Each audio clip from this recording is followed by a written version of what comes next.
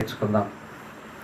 అదేమిటంటే సోదరులు రాజారాం గారు చదివించిన వాక్య భాగంలో అనగా 70వ కీర్తనలో 1-5 వచనాలు ఉన్నాయి. సమయం చాలా తక్కువ కనుక మొదటి వచనాన్ని మాత్రమే మనం ధ్యానించుకుంటాం. ఆ 70వ కీర్తనలో మొదటి వచనంలో ఉన్న మాటలలో 2 సార్లు ఉన్న పదం ఏంటి? త్వరగా అనే పదం 2 సార్లు ఉంది. త్వరగా అనే పదం 2 సార్లు రాయబట్ట అని మనం చూసాం. త్వరగా దీని ఇంగ్లీష్లో ఏమంటారు?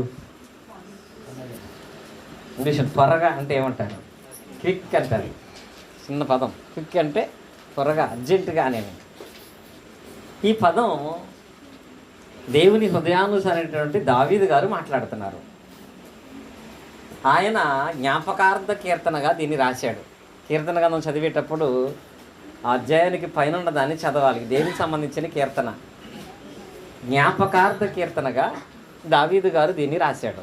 రాసి ఏమంటున్నాడంటే, దేవా నీవు నన్ను చదవండి, నన్ను విడిపించుటకు త్వరగా రమ్ము. యెహోవా నా హృదయమును నా సహాయమును నా సహాయమునకు త్వరగా రమ్ము. అంటే ఈ వాక్య భాగం ముందు 2 విషయాలు ఉన్నాయి. ఒకటి, నన్ను విడిపించడానికి త్వరగా రమ్ము, నాకు సహాయం చేయటానికి నువ్వు త్వరగా రమ్ము అని దావీదు గారు దేవుణ్ణి అడుగుతున్నాడు. ఇలా అందరం అడుగుతాం. దేవుడు మనకి ఏమైనా చేయాలంటే ఎలా చేయాలి? త్వరగా చేయాలంటాం. మనం ఏం చేయాలి? త్వరగా. ఎంత త్వరగా దేవుడు కార్యం చేస్తే అంత మంచిది అని అనుకుంటాం మనం. ఇందులోనే మన ఆలోచన ఒకటి పెట్టవచ్చు. అక్కడ దేవుడేమో మనకు చేసేది త్వరగా చేయాలి, మనం దేవునికి చేసి తర్వాత అంటాం. మనం ఏమంటాము? అదేమో కిక్కు, ఇదేమో నెక్స్ట్. ఏది? మనం దేవునికి చేసేదేమో తర్వాత, దేవుడు మనకి ఏమైనా చేయాలంటేనేమో వెంటనే త్వరగా దానిని చేయము అనే పదాన్ని మనం వాడుతూ ఉంటాం. ఇలాంటి విషయాలు ఆలోచనలు కలిగి ఉన్నప్పుడు దాని ప్రభావం ఎలా ఉంటుంది అంటే, పరిశుద్ధ గ్రంథంలో మనం చాలాసార్లు విన్న సందర్భమే, రెఫరెన్స్ చెప్తానంతే. పరమగీతాలు 5వ అధ్యాయము మనం చదువుకున్నప్పుడు ఇక్కడ ఒక ఉదాహరణ ఉంటుంది. ఒక భార్య తన భర్త కొరకు ఎదురు చూస్తున్నప్పుడు, ఆ భర్త తన ఇంటికి వచ్చినప్పుడు తలుపు తీయటానికి ఆలస్యం చేసింది కదా. అందరికీ తెలుసు కదా. తలుపు తీయటానికి ఆలస్యం చేయటాన్ని బట్టి, అంటే తీయటం మానిందా అంటే మానలా, వచ్చినప్పుడు కాకుండా తర్వాత తీయటానికి వెళ్ళింది. ఉన్నాడు ఆయన. 6వ వచనంలో ఆమె తలుపు తీయనంతలో ఆయన వెళ్ళిపోయాడు. లేట్ అయింది, తర్వాత తీద్దాం అనుకుంది. తీరా తీయటానికి వెళ్ళేటప్పటికి ఆయన లేడు. తర్వాత అనే పదం ఆయన మనసులో కలిగి ఉంటాను బట్టి ఆమె పరిస్థితి ఏమైంది? 1, తిరిగి ఎప్పటికీ భర్తను కలుసుకోలేకపోయింది. 2, కావలి వారు ఆమెను తీసుకుని వెళ్ళి ఆ రోడ్డు మీద కొట్టినట్లుగా, గాయపరిచినట్లుగా మనం చూస్తున్నాం. కనుక మనం కూడా క్రైస్తవులమైనటువంటి మనం దేవుని విషయాల యందు ఏ కోరికను కోరుకున్నా దేవుడు త్వరగా చేయాలని ఎలా అనుకుంటున్నామో, దేవుని కార్యాలు మనం చేయవలసి వచ్చినప్పుడు కూడా అదే మనసు ఉండాలి. నిజంగా ఇన్ని రోజులుగా ఇన్ని ప్రార్థనలు మనకు జరుగుతూ ఉంటే, సరే నూతన సంవత్సరం ప్రారంభమైన తర్వాత నాగేశ్వరరావు గారు ఫస్ట్ రోజు మా దగ్గరే ప్రార్థన పెట్టాలన్నారు. ఫస్ట్ శుక్రవారం మా దగ్గరే ప్రార్థన పెట్టాలన్నారు. అంత అర్జెంట్ ఏముంది? ప్రశాంతంగా వచ్చే వారం అన్నీ శుభ్రంగా చేసుకుని పెట్టుకోవచ్చు కదా, అందరికీ ప్రశాంతంగా ఉంటుంది కదా. అంటే ఒకటి, దేవుని కార్యం అని అనుకున్న తర్వాత దాన్ని తర్వాత అనే వాయిదా ఎప్పుడూ కూడా వేయకూడదు. ఎందుకంటే దేవుని దగ్గర నువ్వు అంటలేదు కదా, తండ్రి ఈ సంవత్సరం ఇది చేయకపోయినా పర్లేదని మీరు ప్రార్థన చేశారా? చదువుకునేవాడు కానీ, ఉద్యోగం చేసుకునేవాడు కానీ, ఆరోగ్యం కలిగినవాడు కానీ, సంతానం కొరకు కానీ ఈ సంవత్సరం ఇవ్వకపోయినా పర్లేదు, నెక్స్ట్ ఇయర్ తీసుకుందామని ఎప్పుడైనా అంటాం మనం. ప్రతి ఒక్కటి ఇన్స్టెంట్గా జరగాలి ఎలా అనుకుంటున్నామో, దేవుని కార్యములు ఆ మనసు మనకు కనపడాలి. కానీ నేటి దినాల్లో అనేక మందిని మనం చూసినట్లయితే ఈ మనసు అన్ని విషయాల్లో కనపడుతుంది, దేవుని విషయంలో మాత్రమే చూపించలేకపోతున్నాం. ఇప్పుడు ఉదాహరణకి ఆదికాండం 3వ అధ్యాయంలో అవ్వ దగ్గరికి సాతానుడు వచ్చినప్పుడు, సర్పం వచ్చి మాట్లాడినప్పుడు ఈ పండు తింటే మీరు చావనే చావరన్నప్పుడు తర్వాత తింటానులే అందా తినే దగ్గర నెక్స్ట్ అని రాదు మనకి, వస్తుందా? తర్వాత తింటానులే అనే మాట అనలేదండి.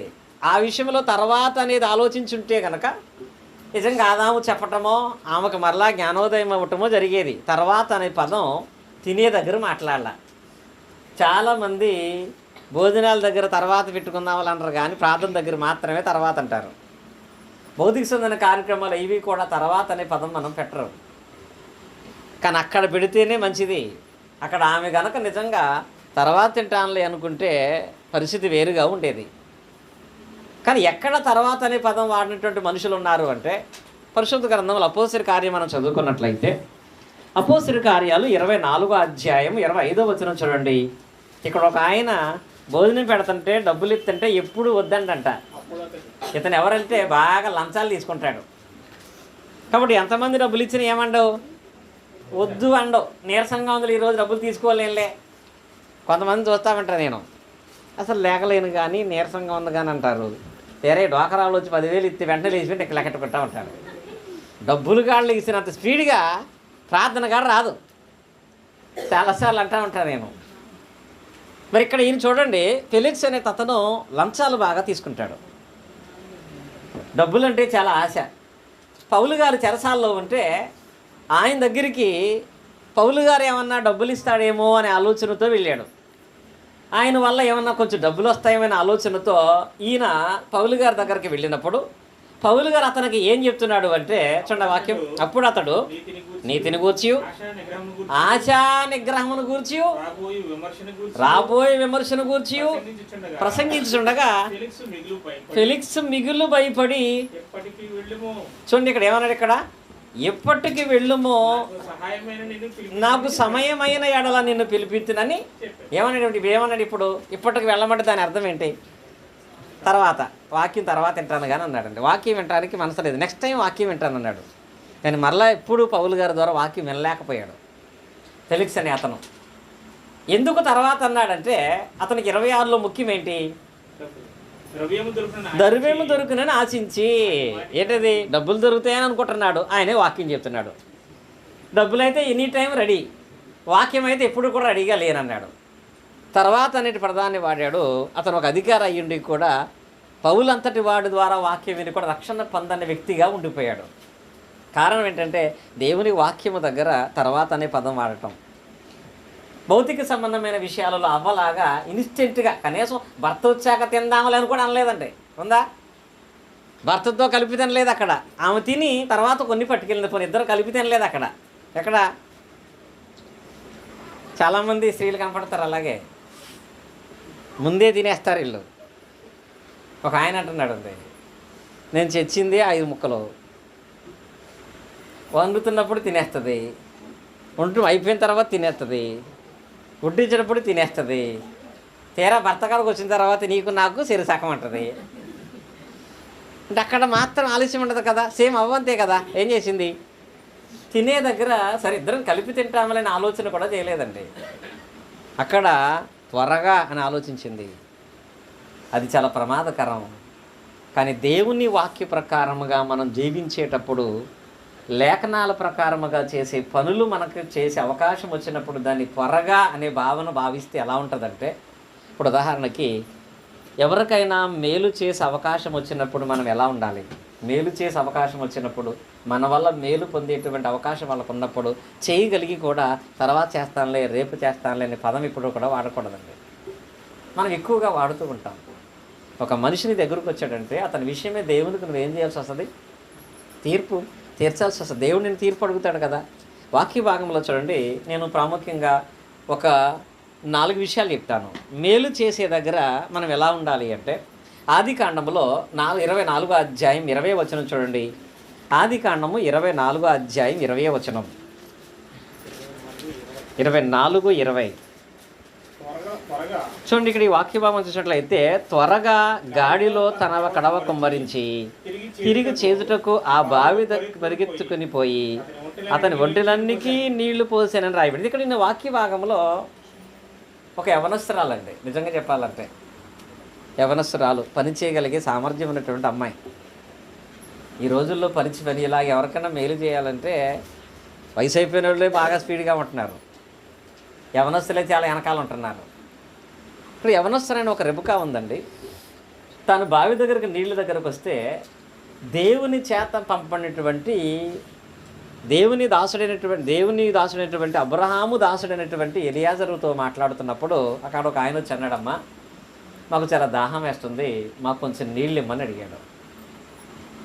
నీళ్ళు ఇమ్మని అడిగినప్పుడు ఆమె చేసిన పని ఏంటి? త్వరగా అనే పదం వాడిందండి. ఏం చేసింది? త్వరగా అంటే ఇక్కడ ఆమె ఆల్రెడీ నీళ్లు ముంచుకుంది, తన ఇంటికి పట్టుకెళ్తుంది, ఈయన నీళ్ళు అడిగాడు.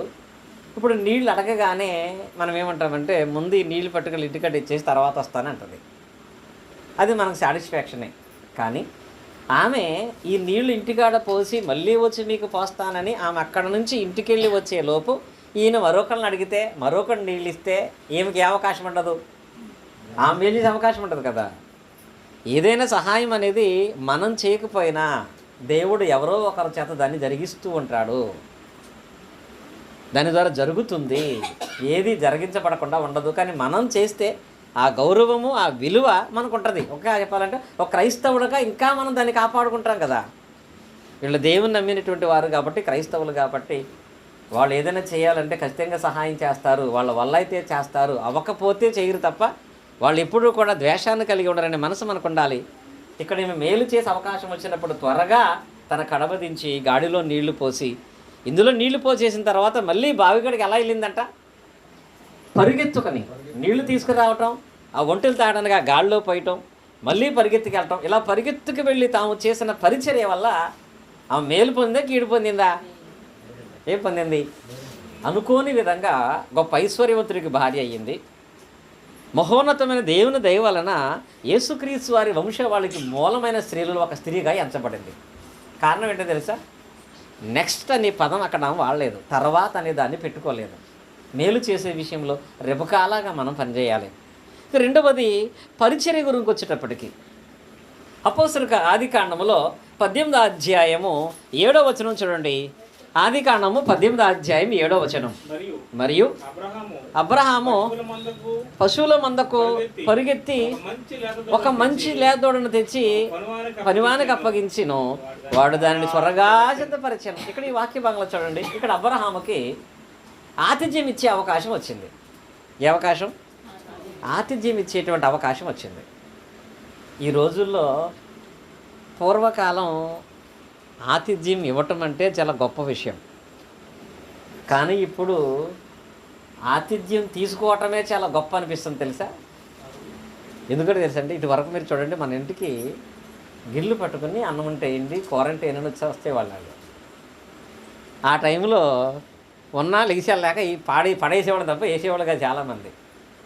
ఇప్పుడు వాళ్ళనే పిలిచి మా ఇంట్లో రాత్రి అన్న ముందు కూరను పట్టుకెళ్ళమని ఏమంటారు తెలుసా? వాళ్ళు నేనే పెడతాను కాలుతో మా ఇంటికి రమ్మంటారు. మనం బాగున్నారా వాళ్ళు బాగున్నారా అంటే ఆతిథ్యం ఇచ్చే మనసు ఇప్పుడున్న మనం ఇచ్చేదాన్ని తీసుకునే స్థాయిలో ఎవరు లేరండి. ఇదివరకు భోజనం అంటే ఎంతమంది వచ్చేవాళ్ళు, ఈరోజు భోజనం అంటే ఎవరైనా వస్తున్నారా? నీ దగ్గరికి ఎంత దూరం రావటం కంటే అన్నా క్యాంటీన్కి 5 రూపాయలు అయితే భోజనం వస్తుంది, నీ దగ్గర ఎంతసేపు వెయిట్ చేయక్కర్లేదు కదా. అంటే ఆతిథ్యం అనేది కూడా నేను పెడుతున్నాను కాబట్టి నాకు నచ్చినప్పుడు పెట్టుకుంటానంటే కూడా కుదరదు. అవకాశం వచ్చినప్పుడు మాత్రమే మనం పెట్టగలం. ఆ తర్వాత ఇవ్వటానికి కూడా అవకాశం రాకపోవచ్చు, దొరకదు కూడా. ఇక్కడ అబ్రహాము దేవుని దాసులు 3 వస్తే వాళ్ళ గురించి ఏమనుకున్నాడంటే ఒకవేళ వీళ్ళు ఆలస్యమైతే వెళ్ళిపోతారేమో అని చెప్పి పరిగెత్తుకి వెళ్ళి వాళ్ళని తీసుకొచ్చాడంట. మళ్ళీ అక్కడి నుంచి త్వరగా అంటే ఏంటి? ఇప్పుడు చాలామంది ఏమేమి చేస్తారు, మనం ఏదైనా ఇస్తామనుకున్నాం అనుకోండి, కూర్చుంటారు, 5 నిమిషాలు ఎక్కువ చేసాడు కదా. ఈయన ఏం చేశాడంటే వీళ్ళకి కూర్చోబెట్టి పరిగెత్తుకు మళ్ళీ త్వరగా అక్కడికి వెళ్ళి అర్జెంటుగా నువ్వు మాంసాన్ని ఉండమని చెప్పాడు. వాళ్ళు కూడా ఇంకా స్పీడ్గా రెడీ చేశాడు. ఎందుకు త్వరగా ఇంటికో తెలుసా? అవకాశం కోల్పోతామేమోనని. అబ్రహాం ఆతిథ్యం ఇచ్చే విషయంలో, దేవుని పరిచర్య విషయంలో ఆ మనసు కలిగి లేకపోతే ఆ రోజు దేవుడిచ్చే ఆ దీవెన పోగొట్టుకునేవాడు. ఆ రోజు దేవుడు ఏ దీవెన ఇచ్చాడు? వారి ఇరువురి విషయంలో వాగ్దాన పుత్రుడైనటువంటి ఇస్సాకు మరలా సంవత్సరానికి పుడతాడని గొప్ప వాగ్దానాన్ని అక్కడ ఇచ్చాడు కదా. కనుక దీని విషయం అందులో కూడా ఎలా ఉండాలంటే క్విక్గా త్వరగా మనం ఉండాలి. దేంట్లో? ఆతిథ్య విషయంలో కూడా, పరిచర్య విషయంలో కూడా త్వరగా నేను ఎంతవరకు చేయగలను, నేను దాన్ని చేసి వెళ్ళిపోతాను. నెక్స్ట్ అని అంటే దాని విషయంలో ఎవరో కూడా దాన్ని ఆపుకోలేరండి. మొన్న దగ్గర ప్రేయర్ జరుగుతున్నప్పుడు 31st నైట్ అనుకోండి, 31st నైట్ అని ఏ రోజు, ఆ రోజు ప్రేయర్ అయిపోయిన తర్వాత నేను ఒక ఆయన్ని పిలిచి చిన్నానగూడలో వీళ్ళు కేక్ కట్ చేస్తున్నారు కాబట్టి మీరు పట్టుకొచ్చి పలహారం పంచి పెట్టాను అన్న. వెనకాంచి ఆయన అన్నాడు, ముందు అది పెట్టనే ఉండే తర్వాత పెడదామన్నాడు. నాకు చాలా బాధ వేసింది, పాపం వచ్చింది. మా జ్యోతికి అర్థమైంది. వెంటనే మా సువర్ణ పిలిచి, సువర్ణ అర్జెంటుగా నువ్వు పెట్టేయన్న. వెంటనే సువర్ణతో పాటు కొంతమంది వేసారు, వాళ్ళు పెట్టేశారు. అంటే మనం చేయనంటే ఆగిపోద్దా? చిన్న పని అనుకుంటున్నాం కదా. నువ్వు పలహారం పంచిపెట్టినా పలహారం పెట్టినా మందిరంలో ఒక పని అంటే దాని యందు ఒక ఆశీర్వాదం ఉంటుంది. నువ్వు చేయకపోతే మరొకరు ఎవరి ద్వారానే దాన్ని దేవుడు జరిగించేస్తాడు. జరిగించడా? ఇంకా వాళ్ళు రాకపోతే నేనైనా పంచిపెట్టాను. ఆ దీవెన కూడా నాకే. ప్రార్థన చెప్పేది దాన్ని చేసింది నాకే దీవెన వచ్చేది. వాక్యం చెప్పినందుకు నాకే దీవెన వస్తుంది. మీ పలహారం పెట్టినందుకు దాని దీవెన నాకే వస్తుంది. మనకు అవకాశం వచ్చినప్పుడు దాన్ని వినియోగించే విషయంలో త్వరగానే కాకుండా నెక్స్ట్ అనే దాని విషయంలో తిరిగి దాన్ని పొందుకోని పరిస్థితికి వెళ్ళిపోయే ప్రమాదం ఉంటుంది. మూడవది ఏంటంటే వాక్య భాగమందు మత్తయి సువార్త 5వ అధ్యాయము 25వ వచనం చూడండి. మత్తయి సువార్త 5వ అధ్యాయము 25వ వచనం. తరువాత వచ్చి నీ ప్రతివానితో నీవును త్రోవలో ఉండగానే త్వరగా వానితో సమాధాన పడుము. లేని ఎడల ఒకవేళ నీ ప్రతివాదిని న్యాయాధిపతికి అప్పగించినేమో అని పదం అన్నాడు అక్కడ వాక్య భాగంలో. నిజమే కదా. ఇప్పుడు నీవేదైనా ఒక పొరపాటు చేస్తే దాని విషయం ఏమంటాడంటే నువ్వు తిరిగి దాన్ని సరి చేసుకోవటానికి ఏం చేయాలంట? త్వరగా అంటాడు అక్కడ. కొన్ని సందర్భాల్లో మనం చేసిన పొరపాటు చాలా చిన్నది, కానీ ఆలస్యం అవటాన్ని బట్టి అది తిరిగి సమాధాన పడలేనంత దూరం వెళ్ళిపోతూ ఉంటుంది. వెళ్ళిపోదా? పొరపాటు చిన్నదే, కానీ తిరిగి సమాధాన పడలేనంత దూరం వెళ్ళిపోయే పరిస్థితి వస్తుంది. మీకు ఎగ్జాంపుల్ చెప్తాను. ఇప్పుడు మా చెల్లి ఉంది. వాస్తవంగా పెద్దవాళ్ళకు మాత్రమే చీరలు ఇవ్వాలని ఆలోచన చేశారు. యవనస్తులకి తర్వాత ఇద్దామనుకున్నాం మేము. మా జ్యోతికి ఇవ్వలేదు, ఆ భాగ్యలక్ష్మి కూడా ఇవ్వలేదు. కానీ ఈ సంవత్సరం పరిచర్య విషయంలో రామచంద్రపురంలో ప్రార్థన అంటే, బైబిల్ క్లాస్ అంటే వచ్చి కష్టపడి పనిచేసింది ఎవరంటే మా చెల్లి మాత్రమే. సరే, ఆమె విషయం అందు తర్వాత వీళ్ళకి ఒక ప్లాన్ చేద్దామని అనుకున్నాం, కానీ ఆమెతో చెప్పలేదు. కానీ పనిచేసిన వాళ్ళకి ఎవరికైనా ఉంటుంది కదా. ఇలా ఎప్పుడైతే చిన్న ఇబ్బంది మనసులో బాధపడిందో నేను మా చెల్లితో వెళ్ళి మాట్లాడొచ్చాను. అప్పటికప్పుడు వెళ్ళాను నేను, తెలుసా. పిలిచి మరి అమ్మ ఇది పరిస్థితి అంటే అవునన్నయ్య సరే అయితే. అది ఆలస్యం అయితే అంటే నేను ఒక వ్యక్తి విషయం మాట్లాడట్లేదు. ఇలా మనం చాలా సందర్భాల్లో కూడా అనుకోకుండానో ఆలోచనతోనో ఏదో మాట అనేస్తాం. సరే, అనేసిన తర్వాత వాళ్ళు బాధపడుతున్నారని తెలిసి కూడా తర్వాత చూద్దాంలే, తర్వాత చెప్దాంలే అనుకునేటప్పటికి అది ఏమైపోద్దంటే ముదిరిపోద్ది. నీవు వాళ్ళ గురించి ఏదో చెడుగా చెప్పావు, అది వాళ్ళు విని బాధపడతా, వాళ్ళు నీ గురించి ఏదో చెడుగా చెప్పేటప్పటికి మీరు ఇంక వాళ్ళతో సమాధాన పడరు. అందుకే ఏమంటాడంటే సమాధాన పడటానికి త్వరపడండి. వెంటనే వాళ్ళతో మీరు సమాధాన పడితే అది మీకు మేలు కలుగుతుంది, దేవుడు అంగీకరించే విధంగా ఉంటుంది. ఎందుకనగా సమాధానపరచువారు ధన్యులు, వారు దేవుని కుమారులు. ఎవరితో నీకు సమాధానం లేకపోయినా నువ్వు ప్రార్థన చేస్తే నువ్వు ఆయన కుమారుడివే కాదు. నీకు ఎలా ఇస్తాడు ఆయన? ఎలా ఇస్తాడు? మా రాజుగారు లోపలికి రాగానే ఇదేంటి ఇల్లు ఇలా ఉంది, ఆ ఇల్లు కొంత కదా, దాని బొమ్మ ఎందుకు పెట్టలేదన్నాడు ఆయన. అప్పుడు నేను ఆయనకి 2 కుమారులు ఉన్నారు, 2 కుమారులకి 2 ఇళ్ళు అని చెప్పాను నేను. ఇప్పుడు ఈ రెండింటిలో రాజుగారు వచ్చి హాలు వరకు నాకు రాసేమంటే ఇస్తాడు ఆయన? ఇస్తాడా? ఎందుకు ఎవరో తెలుసా? ఆయన కొడుకు కాదు, కుమారుడు కానప్పుడు ఏ ఆస్తిలోనూ భాగం ఇవ్వం కదా. మరి దేవునికి కూడా కుమారుడు అయితేనే కదా నీకు దేవుడు ఏదైనా ఇచ్చేది. నువ్వు దేవుని కుమారుడు అవ్వాలంటే ఎవడు దేవుని కుమారుడు అంటే సమాధాన పడిన వాడే కుమారుడు. మరి సమాధానం లేనటువంటి మనం దేవుని కుమారులు ఎలా అవుతాం? కనుక మూడవది ఏంటంటే దీనికి కూడా క్విక్ అంటాడు ఇక్కడ. మళ్ళీ త్వరగా ఏం చేయాలి? నువ్వు సమాధానపడి ఎవరికి బాధ కలిగించిన వారికి సమాధాన పడటానికి నువ్వు ఏమాత్రం ఆలస్యం చేయకు. ఎన్నైనా మనకి 3. చివరిది 4వది మనకు చాలా కష్టమైంది, దేవునికి చాలా ఇష్టమైంది. అదేంటంటే అపోస్తలుల కార్యగ్రంథంలోకి మనం వెళ్ళేటప్పటికి అపోస్తలుల కార్యగ్రంథంలో 10వ అధ్యాయం మనం జ్ఞాపకం చేసుకున్నట్లయితే 5వ వచనం చూడండి. ఇప్పుడు నీవు ఎప్పేకు మనుషులను పంపి పేతురు అను మారుపేరు గల సీమోను పిలిపించుము. అతడు సముద్రపు ధరినున్న సీమోను ఒక చర్మకారుని ఇంటి దిగి ఉన్నాడని అతనితో చెప్పారు. ఇక్కడ ఈ వాక్య భాగంలో మనం చదువుకున్నట్లయితే కొర్నేలు ఒక ఆయన ఉన్నాడు, ప్రార్థన చేసుకుంటున్నాడు. దర్శనం ద్వారా దేవదూత మాట్లాడి ఏమందంటే, కొర్నేలి ఇప్పుడు యొప్పేలో ఒక సేవకుడు ఉన్నాడు, ఆయన పేరు పేతురు. ఆయన ఎక్కడున్నాడంటే చర్మకారుని ఇంటున్నాడు, నువ్వు అతను పిలిపించు అని చెప్పాడండి. పిలిపించనగానే ఈయన వెంటనే మనుషుల్ని పంపించాడా, నెక్స్ట్ వీక్ పంపించాడా? ఏం చేశాడు? పిలిపించుకో అన్నాడు. ఇప్పుడు ఏం చేయాలంటే కొర్నేలి పేతురు గారిని పిలిపించుకుని ఇంట్లో ప్రార్థన పెట్టుకోవాలి. అవకాశం ఉంది, దేవుడు దాన్ని జరిగించుకోమని చెప్పాడు. ఇక్కడ కనుక కొర్నేలి ఈరోజు నాకు కుదరదు కానీ, ఈ వారం కుదరదు కానీ నెక్స్ట్ వీక్ పెట్టుకుంటానులే అంటే, పెట్టుకుంటానికి ఇల్లు ఉంటుంది, పెట్టుకునే మనసు ఉంటుంది. కానీ పేతురు గారు దొరుకుతాడా? ఆయన ఒక ప్రాంతంలో ఉండేటువంటి వ్యక్తి కాదు కదా. కనుక కొర్నేలికి ఆ మేలు ఎలా జరిగిందంటే, దేవుని కృపను బట్టి తనకు ప్రార్థన పెట్టుకునే అవకాశం వస్తే వెంటనే మనుషులు పంపించి పేతురు గారిని పిలిపించి, ఇంకొకగా చెప్పాలంటే కొర్నేలి ప్రార్థన పెట్టుకోవడానికి లేట్ అవ్వాలా, పేతురు గారు రావటం లేట్ అయింది అక్కడ. దానికి కూడా కారణం ఏంటి? దూరం లాంగు. ఇప్పుడు కౌరంపిస్తే తెల్లారికొస్తాడు ఆయన. కాబట్టి వీళ్ళు వెళ్ళి ఆయన పిలిపించి ఆ రాత్రి అక్కడ పడుకోబెట్టి తర్వాత వాళ్ళని తీసుకుని వచ్చి అక్కడ పరిచర్య క్రమాన్ని జరిగించినప్పుడు నిజంగా ఆ రోజు కొర్నేలి దేవుడు ఒక కార్యక్రమాన్ని ఏర్పాటు చేసుకోమని చెప్పినప్పుడు కొర్నేలి ఆ ప్రార్థన ఎంత ఘనంగా ఏర్పాటు చేశాడా, ఏమీ లేకుండా ఏర్పాటు చేశాడా? చూడండి, ఆ వాక్య భాగం మనం చదువుకున్నట్లయితే అపోస్తలుల కార్యగ్రంథంలోనే 10వ అధ్యాయంలోనే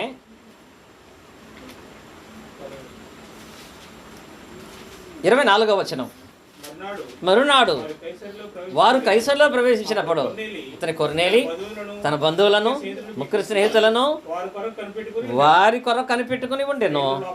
పేతురు లోపలికి రాగా కొర్నేలి అతను ఎదుర్కొని, చూడండి వాక్యం 27 చదువుకుందాం. చూడండి, అతనితో మాట్లాడుచు లోపలికి వచ్చి అనేకులు కూడి చూసి అసలు పేతురు గారికి షాక్ అన్నమాట. ఆ రోజుల్లో ప్రార్థన పెట్టుకోవడం చాలా తక్కువ, ఇంకా అసలు అన్యుడు ప్రార్థన పెట్టుకోవడం ఇంకా చాలా తక్కువ. ఒకవేళ అన్యులు కూడా ప్రార్థన పెట్టుకుని ఎలా పెట్టుకుంటారు? అన్యులు ప్రార్థన పెట్టుకుంటే కొన్ని సందర్భాల్లో గురుపాటి దగ్గరికి వెళ్తే మీరు ఫ్రెండ్స్లుగా వచ్చి మా ఫ్యామిలీకి వాక్యం చెప్పి వెళ్ళిపోమంటారు. ఎందుకని?